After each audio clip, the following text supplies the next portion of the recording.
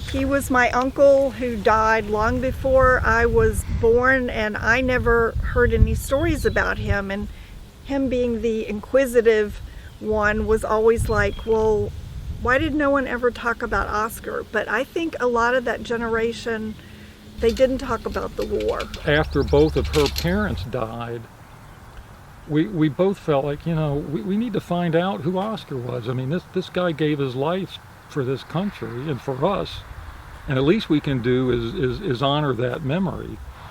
And so we knew he had earned 2 Purple Hearts, but we didn't know when he was killed, where he was killed, how he was killed. We didn't even have a picture of him. We didn't even know what he looked like. And that was back in 2013. And in 2016, we're sitting around the dinner table at our home, and it was getting close to Memorial Day, and we were saying, we've got to find a way to remember Oscar and make sure people know what he did for all of us.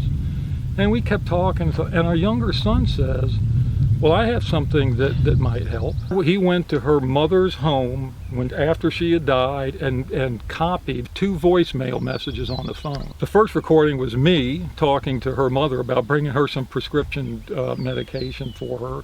And the second one is a message from a woman named Margaret Tiller, who said in the message, I was supposed to marry Oscar, but he was killed in service, but I stayed in touch with your parents, and my daughter told me that, and the message stops. I was born in 27, and I met Oscar, I think, in 1943. We went together, we were talked about it, wanted to get married, and he got a call in the Army, and Daddy said, Marg, you are not going to marry him in case something happened to him, and all. And see, he got killed in 44, wasn't it? He was the nicest man, I'm going to tell you the truth, I told her, that I have ever met in my life. He really was one of the nicest person I met.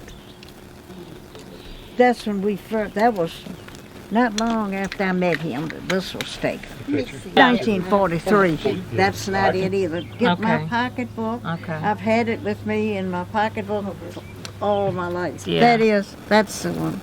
This is it. Yeah. Certainly is.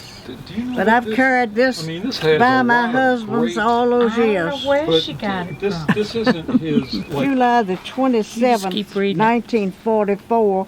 He was wounded in the Battle of Cherbourg. Cherbourg, that's the port that they liberated. That's right.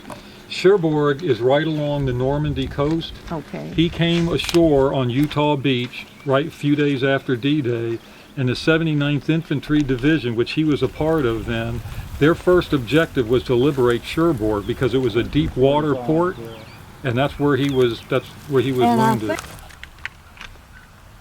He enlisted in the Army right after his 18th birthday, and he was killed right before his 20th birthday.